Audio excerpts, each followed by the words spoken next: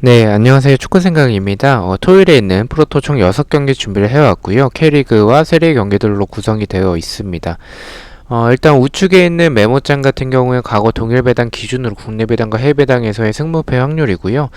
그리고 좌측에 있는 인플레이 게임 배당이 굉장히 좋습니다. 배당이 좋고 다양한 이벤트들이 있기 때문에 한 번씩 가입하시는 것을 추천을 드리고요. 가입하실 때 추천인 링크 입력해 주시면 많은 상당의 포인트가 지급이 됩니다. 추천인 같은 경우에는 고정 댓글로 남겨놓도록 하겠습니다.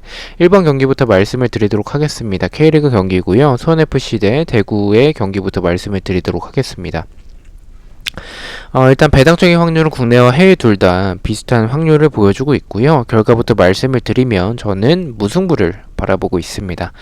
일단 대구가 정배당을 받은 경기인데 대구가 3연승을 하고 있는 상황에서 울산이나 전북도 아니고 K리그에서 4연승을 하기에는 좀 어렵지 않을까라고 생각을 하고 있고요. 그래서 수원 사이드로 바라보고 있습니다. 하지만 대구 같은 경우에는 세징야가 복귀할 가능성이 높고 그리고 수원FC가 홈에서 좋은 전적을 보여주는 팀이긴 하지만 객관적으로 대구의 전력과 비교했을 때는 좀 밀리는 부분이 많습니다. 그렇다면 저는 이 경기는 대구의 승은 없다라고 전제를 깔자면 저는 이 경기는 무승부가 가장 적합할 것으로 바라보고 있어서 무승부로 말씀을 드리고요. 언어버 같은 경우에는 언더로 말씀을 드리겠습니다. 일단 대구는 세징야가 복귀하면 많은 득점을 할 수도 있겠지만 수원FC가 개인적으로 느끼기에 수비가 그렇게 나쁜 팀은 아닙니다. 이 센터백에서의 조유민과 박주수 라인은 굉장히 좋다라고 생각을 하고 있고 좌측에서의 김상원 약간은 불안하긴 하지만 그래도 우측에서의 정동호가 있기 때문에 저는 대구 상대로 좀 잘 막아낼 수 있지 않을까라고 생각을 하고 있고요.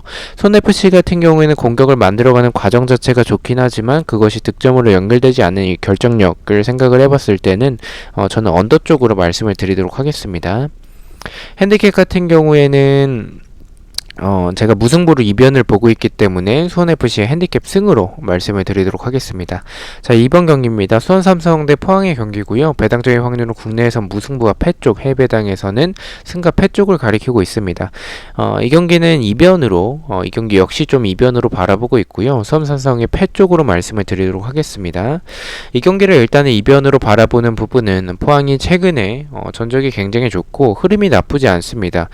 수원 삼성의 경기력이 나쁘다라고 볼 수는 없겠지만 최성근이 징계로 결장, 여기에 김건희도 출전이 좀 어려워 보이고 김민우나 뭐 한석종 등 결국에는 중원 주축 자원들 중에서 주전 멤버들 중에서 남아있는 게 고승범입니다.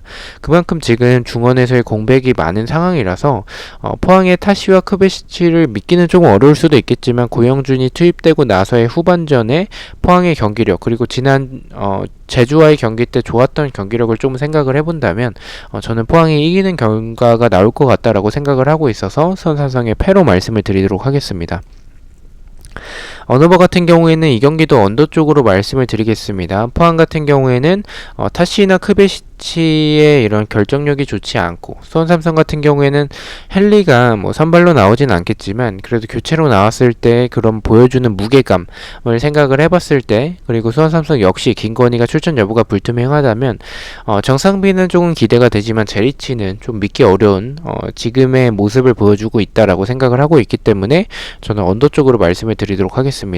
핸디캡 같은 경우에는 제가 수원의 패로 이변을 보고 있기 때문에 포항의 핸디캡 승리, 포항의 프랜승, 수원 삼성의 핸디캡 패로 말씀을 드리도록 하겠습니다. 자, 3번 경기입니다. 울산 대 광주의 경기고요. 배당적인 확률은 국내에선 비슷하고 해외 배당에선 승과 무승부 쪽을 가리키고 있습니다. 이 경기는 승으로 말씀을 드리겠습니다. 울산현대가 정배당을 받았고요. 지금 2연속 무승부를 하고 있고 3경기째 승리가 없는 최근에 좋지 않은 흐름을 보여주고 있는 울산입니다. 광주 같은 경우에는 엄원상의 복귀가 좀 가능해 보이는 상황이라서 좀 이변을 볼까라고 고민을 하긴 했었지만 울산이 4경기째 승리가 없을 것 같지는 않고요. 그리고 광주 상대로 강했었던 울산이 홈에서는 그래도 광주 정도는 잡아낼 수 있지 않을까라고 생각을 하고 있습니다. 울산의 승으로 말씀을 드리고요. 언어버 같은 경우에는 좀 역배인데 저는 역배로 오버 쪽을 말씀을 드리도록 하겠습니다.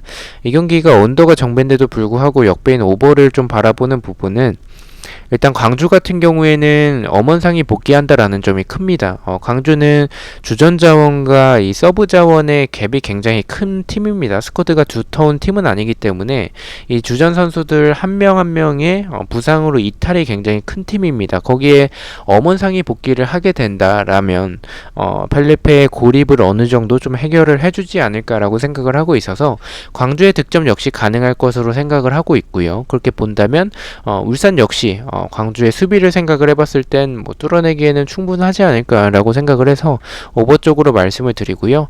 핸디캡 같은 경우에는 말씀드렸다시피 광주 역시 득점할 가능성이 있는 경기라고 생각을 하고 있기 때문에 울산의 핸디캡 무승부로 1점 차의 승을 바라보고 있습니다. 자, 4번 경기부터는 인플레이 게임에서 24시간 기준으로 업데이트가 되기 때문에 아직 업데이트가 되지 않아서 이 한글표를 보면서 말씀을 드리도록 하겠습니다. 베로나 대 스페치아의 경기고요. 배당적인 확률은 국내에선 비슷하고 해외배당에선 승 쪽을 가리키고 있지만 무승부와 패의 빈도도 있습니다. 이 경기는 베로나의 승으로 말씀을 드리겠습니다. 일단 개인적으로 경기력을 생각을 해봤을 때 좀 무승부에 가깝다라는 생각이 좀 지배적이긴 합니다. 스페치아 상대로 베로나가 경기력에서 더 좋은 부분은 없다라고 생각을 합니다. 두 팀 다 경기력이 최근에 좋지 않은 상황인데 베로나가 일단은 배당을 좀 정배당을 받은 부분 게다가 굉장히 낮은 정배당을 받은 부분을 생각을 해봤을 때는 베로나의 승에 조금 더 가깝다라고 생각을 하고 있고요. 베로나가 어쨌든 뭐 4연패를 하고 있는 상황에서 스페치아 상대로 5연패는 없다라고 생각을 하고 있기 때문에 베로나 사이드로 보고 있고 승과 무승부 중에서 하나를 고르자면 배당을 조금 더 참고를 해서 베로나의 단통 승으로 가져가 보도록 하겠습니다. 언오버 같은 경우에는 이 경기는 오버가 정배입니다. 하지만 저는 개인적인 생각에서는 언더로 역배로 좀 생각을 하고 있고요. 베로나의 최근의 경기력이 그다지 좋지 않습니다. 활동량이라든지 압박 뭐 이런 부분은 뭐 나쁘지 않은 팀이긴 하지만 굉장히 좋지 않은 경기력을 보여주고 있는 상황에서 많은 득점으로 연결이 될 것 같지는 않다라고 생각을 합니다. 그래서 저는 언더 쪽으로 말씀을 드리고요. 핸디캡 같은 경우에는 말씀드렸다시피 많은 득점이 나올 것 같지는 않은 경기라고 생각을 하고 있고 베로나의 1점 차 좀 꾸역승이 되지 않을까라는 생각에 베로나의 핸디캡 무승부로 말씀을 드리도록 하겠습니다. 자, 5번 경기입니다. 크로토네 대 인터밀란의 경기고요. 배당적인 확률은 국내에선 무승부와 패 쪽, 해외배당에선 승과 패 쪽을 가리키고 있습니다.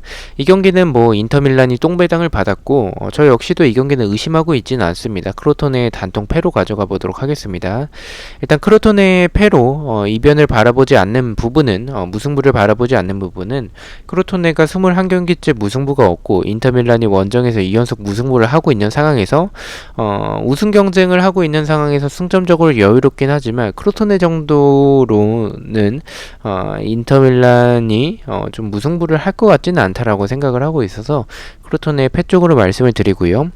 언오버 같은 경우에는 오버 쪽으로 말씀을 드리겠습니다. 득점이 적게 나올 경기는 아니라고 생각을 하고 있고요. 인터밀란이 좀 전반전에만 득점을 하면 무난하게 좀 이길 경기라고 생각을 하고 있고 좀 많은 득점이 나올 경기라고 생각을 하고 있습니다. 대승을 바라보고 있고요. 크로토네의 수비를 생각해봤을 때 인터밀란의 공격력 정도라면 최근에 경기력이 그다지 뭐 좋은 인터밀란은 아니지만 좀 대승을 할 가능성이 높은 경기라고 생각을 해서 오버 쪽으로 말씀을 드리고요. 핸디캡 같은 경우에는 말씀드렸다시피 마이너스 1점 기준으로 봤을 때 인터밀란의 대승을 바라보고 있기 때문에 크로토네의 핸디캡 패배, 인터밀란의 마인승을 말씀을 드리도록 하겠습니다. 자, 마지막 경기입니다. AC밀란 대 베네벤토의 경기고요. 배당적인 확률은 국내에선 승쪽, 해외배당 역시 승쪽이지만 무승부와 패의 빈도도 있습니다. 저는 이 경기는 조금 이변으로 바라보고 싶습니다. 그다지 추천드리는 경기는 아니고요. 승무패 쪽보다는 언오버 쪽을 조금 더 추천드리는 경기입니다. 그래도 고배당을 조금 노리신다면 이 경기 좀 무승부로 고배당을 노려보시는 것도 좋지 않을까라고 생각을 하고 있고요. 일단은 밀란의 최근의 경기력이 그다지 좋지 못합니다. 공격에서의 만들어가는 과정 자체는 나쁘지 않은 팀이지만 결정력에서는 좀 아쉬운 부분들이 있고 수비적으로 봤을 때도 역습이나 공간에 대한 불안함이 굉장히 많았었던 지난 경기에서의 AC 밀란이기 때문에 베네벤토가 사실 수비가 좋지 않은 팀이지만 공격적으로는 나쁘지 않은 팀입니다. 저는 AC 밀란 상대로 베네벤토가 득점할 가능성이 있다라고 생각을 하고 있고요. 이변이 좀 나올 수 있는 경기라고 생각을 합니다. 이변이라면 베네벤토가 승리할 가능성은 사실 밀란과 전력을 비교했을 때 그리고 경기력을 비교했을 때는 수비가 너무 좋지 않기 때문에 베네벤토가 승리하는 그림은 없을 것 같고요. 저는 무승부로 말씀을 드리도록 하겠습니다. 어느버 같은 경우에는 말씀드렸다시피 뭐 AC 밀란이든 베네벤토든 득점이 적게 나올 경기는 아니라고 생각을 해서 오버 쪽으로 말씀을 드리고요. 핸디캡 같은 경우에는 마이너스 1점 기준으로 봤었을 때 제가 무승부로 이변을 보고 있기 때문에 AC 밀란의 핸디캡 패로 말씀을 드리도록 하겠습니다. 자, 이렇게 6경기에 대해서 공유를 모두 마쳤고요. 1번 경기부터 가장 추천을 드리는 픽을 말씀을 드리도록 하겠습니다.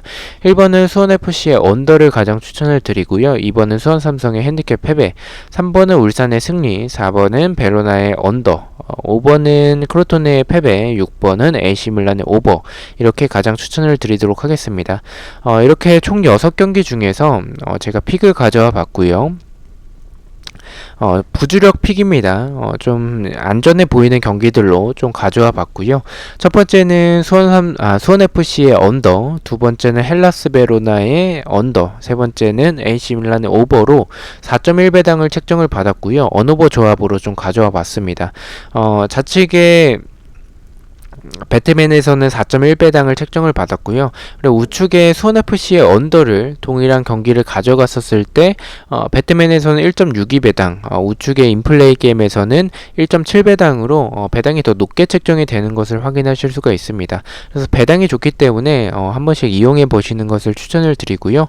제가 이렇게 픽을 추천을 드리지만 제가 조합을 그렇게 잘하는 편이 아닙니다. 그래서 이 픽은 참고만 해주시고 앞서 보여드렸던 그 경기에 대한 예측들 중에서 좋아 보이는 것들을 골라 가셔서 조합을 하신다면 좋은 결과가 있지 않을까라고 생각을 하고 있고요. 또한 이 주력이나 고배당 픽 같은 경우에는 멤버십 분들에게만 공유가 되기 때문에 그 픽들을 보고 싶으시거나 아니면 단톡방을 이용하고 싶으신 분들이 계시다면 멤버십 가입을 해주시면 좋을 것 같습니다. 시청해주셔서 너무나도 감사드리고요. 저는 일요일 경기로 일요일 프로토 경기들로 다시 찾아뵙도록 하겠습니다. 감사합니다.